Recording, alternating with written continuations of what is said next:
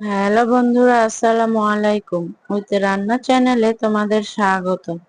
আজকে তোমাদের সাথে শেয়ার করব খুব সহজে পুঁইশাক দিয়ে মসুর ডাল রান্নার রেসিপি।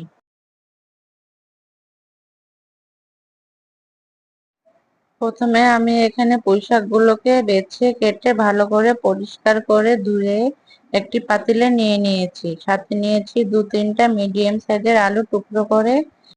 এখন দিয়ে দিব ধুয়ে রাখা পরিমাণ মতো মসুর ডাল। দিয়ে দিব পেঁয়াজ কুচি, কাঁচামরিচ কুচি,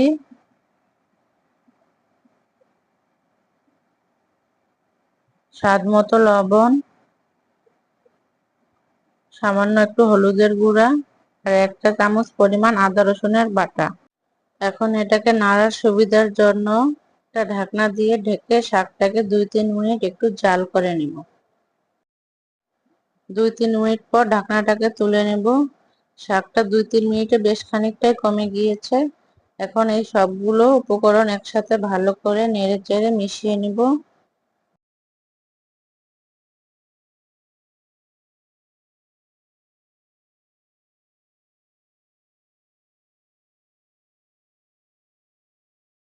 নেড়ে চেড়ে মিশাতেই শাক থেকে অনেকটাই পানি ছেড়ে দিয়েছে।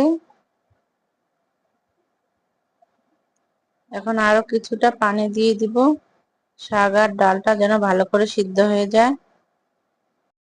পানি দিয়ে ভালো করে নেড়ে চেড়ে মিশিয়ে নিয়ে একটা ঢাকনা দিয়ে ঢেকে দিব 15 থেকে 20 মিনিটের জন্য। ফিরে এলাম 15-20 মিনিট পর। এখন ঢাকনাটাকে তুলে নিয়ে পুঁইশাক আর ডালটাকে ভালো করে নেড়ে দিব।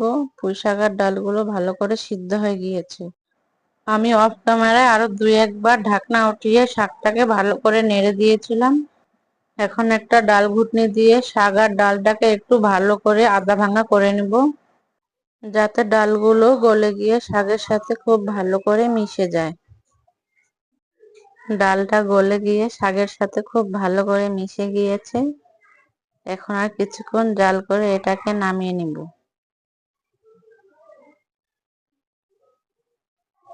এখন শাকটাকে বাগার দেওয়ার জন্য চুলায় আগে থেকে একটু কড়াই বসিয়ে দিয়েছি। এখন তেল দিয়ে দিব।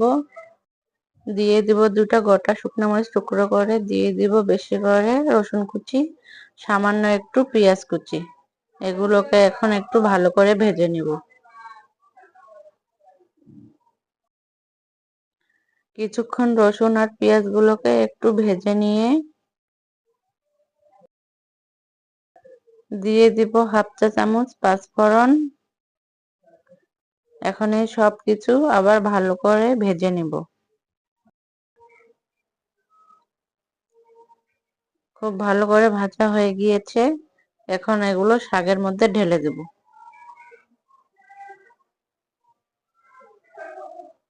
শাকের মধ্যে ঢেলে দিয়ে খুব ভালো করে নেড়ে চেড়ে মিশিয়ে নিব।